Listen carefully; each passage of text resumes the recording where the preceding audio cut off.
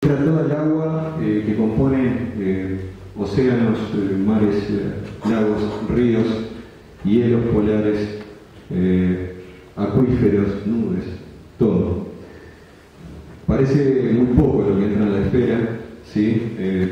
Uno cuando ve ese gráfico dice, no, con lo que contiene esa esfera no puedo cubrir todos los mares. Lo que pasa es que a escala planetaria el espesor de la capa de agua de los mares es bastante angosta. De esa agua solo el 3.5% es potable y solo el 1% está disponible para el consumo, no solo el consumo humano, ¿no? El consumo de todas las especies que habitan el planeta. El 1% está disponible, el resto está congelado en las cimas montañosas o está en las profundidades, en los acuíferos, en los polos, congelado en los polos. Este gráfico nos ayuda a valorar un poco más la riqueza del agua, ¿no? Y a cuidar, a velar por su calidad, no solo por su cantidad. Bien, nos preocupa mucho, y volvemos a lo que dijimos al principio de esta modesta exposición, nos preocupa mucho lo que va a pasar con las futuras generaciones relativo al agua, la cantidad de agua que le dejemos y la calidad del agua. Y como sabemos que el agua, por el tipo de actividades que requieren de ella, es un bien cada vez más ambicionado por las industrias contaminantes, y sabemos lo que puede llegar a ser un imperio para asegurarse conseguir los bienes naturales que necesita. Sabemos lo que ha pasado con el petróleo durante las últimas décadas, las guerras que se han realizado a partir de la necesidad de petróleo en un imperio.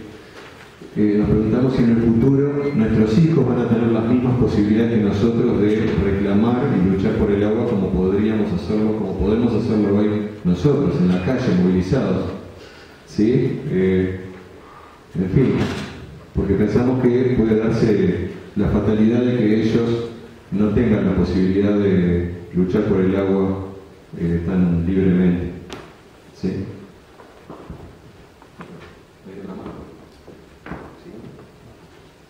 Bueno, yo dejo por aquí y le cedo la palabra al doctor Enrique Viana. Gracias.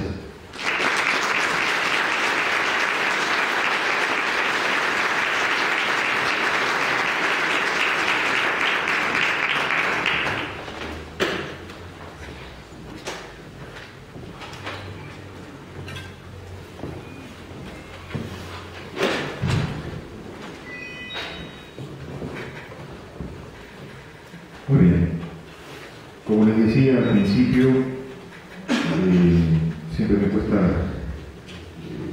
al momento de transmitir estas exposiciones saber qué es lo primero a exponer. Si los daños físicos, los daños a la integridad física de una nación, que supone los impactos, los daños que ha descrito Germán, en especial referidos a este proyecto conocido como Proyecto Aratirí, de megaminería a cielo abierto, megaminería de hierro, o como lo llaman en otros países, minería a tajo abierto. Creo que describen mejor la idea de lesión a la integridad física del territorio de un país. Les decía, no sé si es conveniente exponer los daños físicos primero o previamente indicar cuáles son los daños a la conciencia de una nación que son necesarios previamente realizar para luego verificar esos daños físicos en forma indemne, en forma impune. Y entonces el orden de las exposiciones tendría que ser reverso, tendría que yo hablar primero para decirle lo que es necesario hacer, cómo es necesario transformar el derecho, torcer el derecho, para decirlo en términos más claros, para provocar que estos daños físicos se verifiquen. Primero es necesario dañar el derecho para luego dañar físicamente a un país.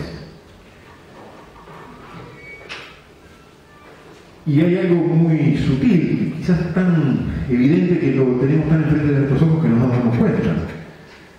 No casualmente estos proyectos de inversión, llamados forestación celulosa, llamados soja transgénica, agrotóxicos, llamados megaminería de cielo abierto, necesitan de negocios jurídicos previos en se transforme en socio de esos emprendimientos. No casualmente, cuando oímos hablar de contratos de inversión, lo hacemos en ocasión en que hablamos también de industrias o de actividades cuestionadas en el mundo entero por su alto impacto ambiental y por su contaminación ambiental. No es casual que ambas cosas vayan juntas, por lo que recién decíamos. Primero es necesario trastocar el derecho, transformar el derecho para luego conseguir la impunidad de los daños que se van a ver en la vida de los hechos, en la destrucción del territorio del país afectado. Una cosa importante a entender, que no es sencillo y que confieso que me ha llevado tiempo poderlo comprender en lo personal. Cuando hablamos de minería o megaminería de hierro a cielo abierto, negocio, método de extracción del hierro y destrucción ambiental son una sola cosa. Son inescindibles, se comprenden mutuamente. Para que el negocio sea redituable, es necesario extraer el hierro rápidamente en un plazo, como decía Germán, no mayor a los 15 años, se especula que pueden ser 12 años, extraerlo rápidamente, llevárselo por un tubo, como también lo mostraba Germán con el famoso mineroducto, y destruir el ambiente, hacer imposible toda actividad humana, no solo por ese periodo de 12 a 15 años donde se va a producir la extracción de hierro, sino por 200 o más años, que es el pasivo ambiental, lo que dejan estas actividades una vez que se retiran con todo el recurso natural en sus bolsillos.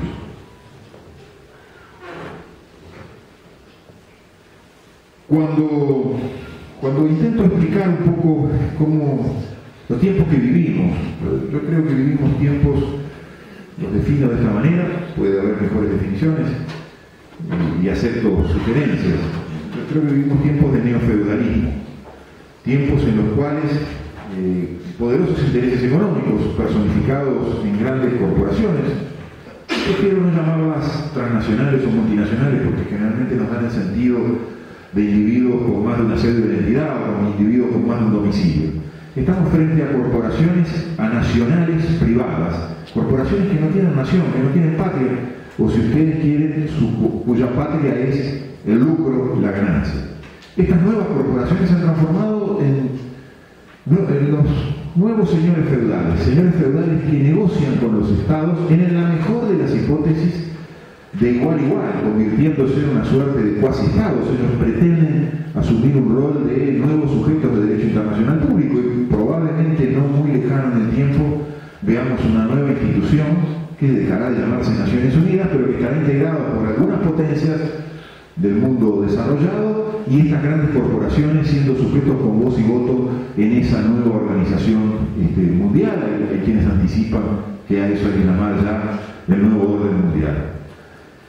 En la mayor parte de las hipótesis, estas grandes corporaciones, con su enorme poder económico, son más poderosos que los estados. Y vaya que con el Uruguay no es muy necesario tener un gran porte esa gran corporación para ser más poderosa que el Uruguay. Pero bueno, negocian con el Estado uruguayo como si el Estado fuera un señor feudal más, procurando obtener un estatuto feudal, un estatuto que les permita desenvolverse dentro del territorio nacional con un derecho propio, con jueces propios, sin ser atacados y sin ser cuestionados o observados en su actividad. Como dirían los muchachos, los chiquilines, tienen cola de paja, y porque tienen cola de paja, porque saben que tienen un pasado y una historia de contaminación en los países desarrollados, de los cuales son empujados a venir a nuestros territorios, necesitan aquellos vehículos jurídicos, aquellos mecanismos que le allanen el camino. Y entre esos vehículos jurídicos, el más notorio es la figura de los contratos de inversión que trataremos de describir brevemente en los próximos minutos. Pero les decía que yo tomo un ejemplo que me parece muy significativo de los tiempos que vivimos, de estos tiempos de neofeudalismo. En el informe de la empresa Cifra, que realiza para la TIRI, la empresa Cifra, la consultora Cifra, reconocida por el doctor González, que se encarga de una empresa de encuestas, la propia empresa consultora Cifra, Aratiri le pidió que hiciera un informe, lo que se llaman los estudios de impacto ambiental, un informe social, un informe que normalmente se exige en los estudios de impacto ambiental y que se presentan ante el Ministerio del Medio Ambiente, en el cual se describe, entre otras cosas, cuál es la reacción de la sociedad frente al establecimiento de un emprendimiento de estas características que viene con un manto a su espalda de contaminación y de cuestionamientos ambientales.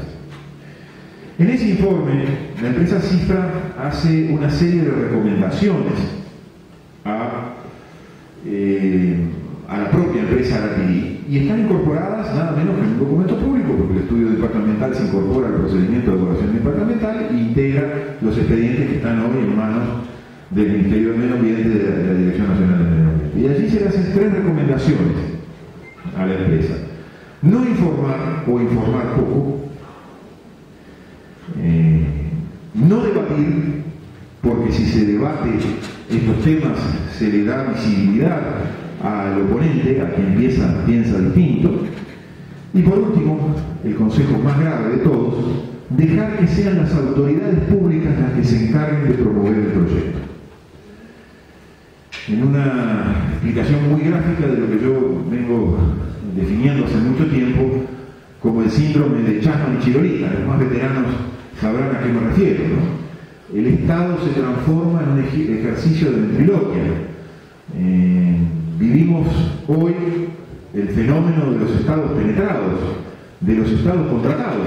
En ocasión del fracking en Estados Unidos, nada menos que en la primer potencia del mundo, ya se está hablando de que los intereses económicos de las grandes corporaciones petroleras y vinculadas a la extracción de gas han conseguido ese fenómeno del Estado contratado, del Estado alquilado, del Estado arrendado para los servicios, a servicio de estas grandes corporaciones.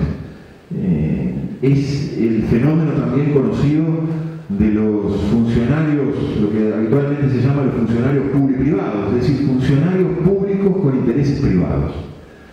Todos los días, o casi todos los días, prendemos la televisión y vemos funcionarios públicos promoviendo intereses privados. Cuando se dijo en su momento que Botnia era una cuestión de Estado, se estaban defendiendo los intereses privados de Botnia. Cuando hoy se negocia un contrato de inversión, o se negoció un contrato de inversión con Montes de Plata y se llegó a concederle una serie de privilegios a esta industria de la celulosa, el Estado se estaba convirtiendo en socio de esa empresa, el Estado se estaba convirtiendo en un cointeresado junto con la empresa y el Estado se estaba poniendo al servicio de intereses privados. Es decir, la voluntad de una empresa privada manda dentro del territorio nacional, pero manda incluso por encima de los designios constitucionales, de los preceptos constitucionales y de la ley.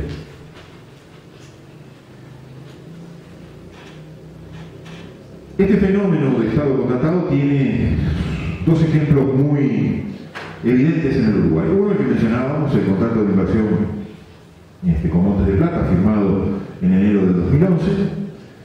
Un ejemplo muy notorio, un contrato secreto, un contrato confidencial, un contrato del Estado, no conocido por quienes formamos ese Estado, es decir, por cada uno de los habitantes de la República, por cada uno de los ciudadanos. Un contrato hecho a espaldas de los ciudadanos. Cuando algo se hace escondidas, cuando algo se hace en la clandestinidad, cuando algo se hace en secreto, en confidencialidad, es porque evidentemente eso avergüenza, el contenido de ese contrato avergüenza, y ese síntoma ya nos debería poner en alerta. Ese contrato fue finalmente abierto al conocimiento público, no sin un esfuerzo muy importante de la Fiscalía en la cual desempeño mi función.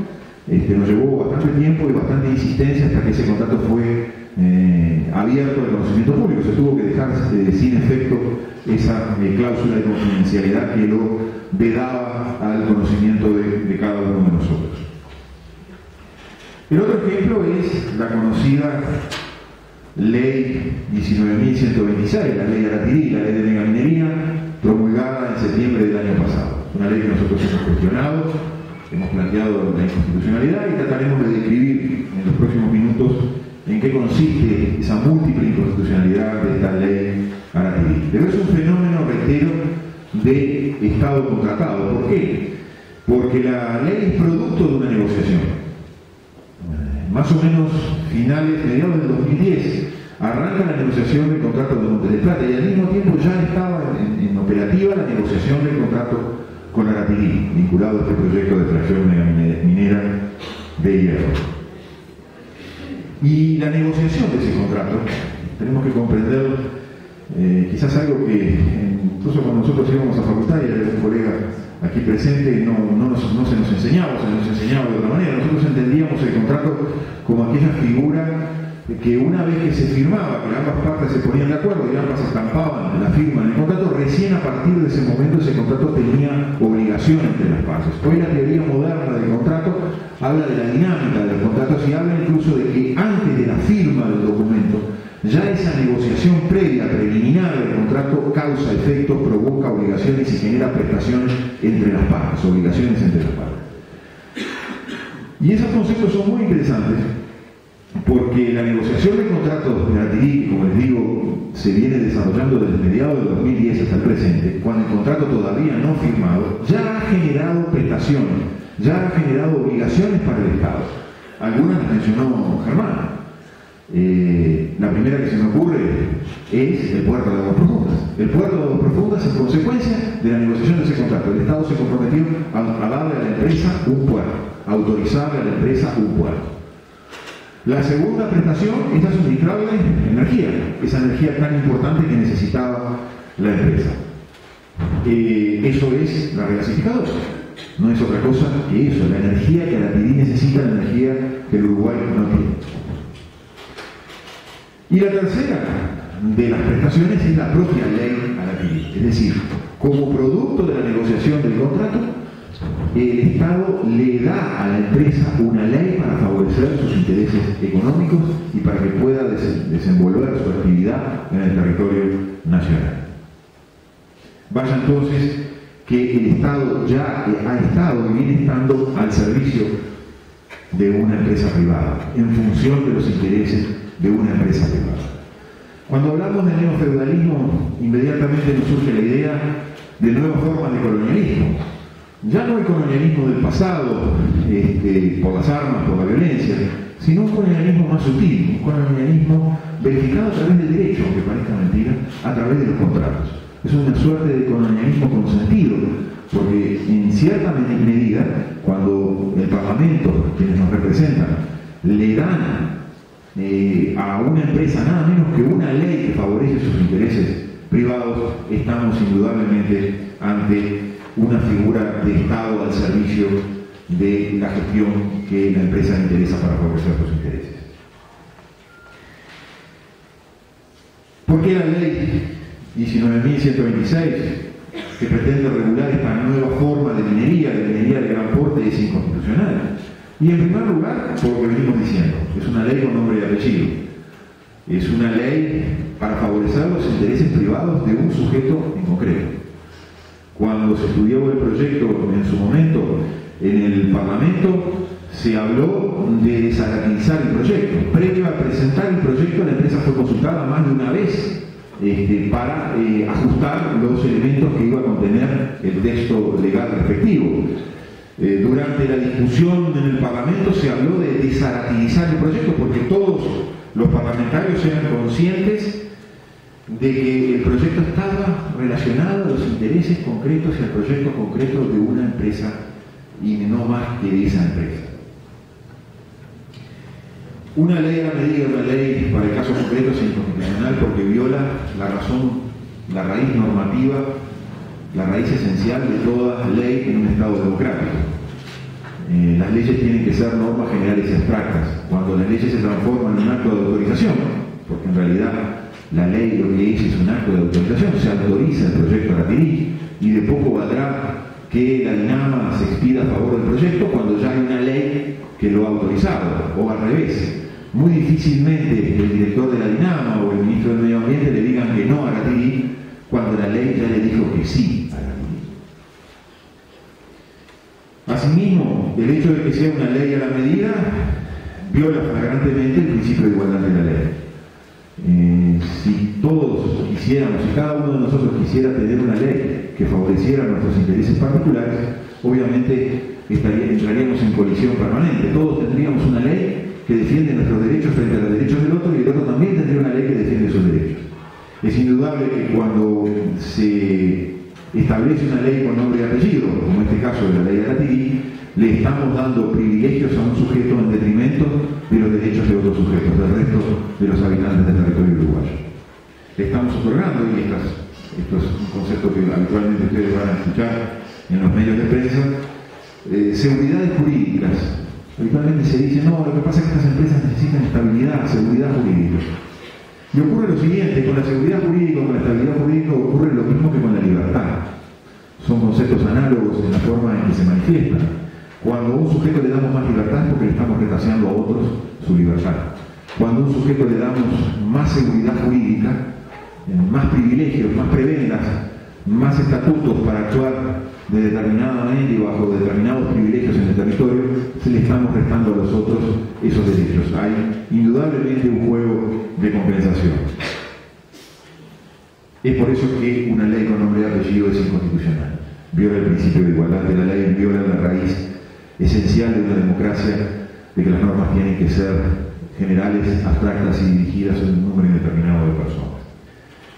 El segundo capítulo que refiere, el segundo aspecto que refiere a la inconstitucionalidad de la ley, está referido a los aspectos ambientales, a lo que mencionaba Germán. Nadie niega que esta forma de megaminería a cielo abierto de hierro es una minería que destruye gravemente el medio ambiente. Nadie lo niega, la propia ley lo admite.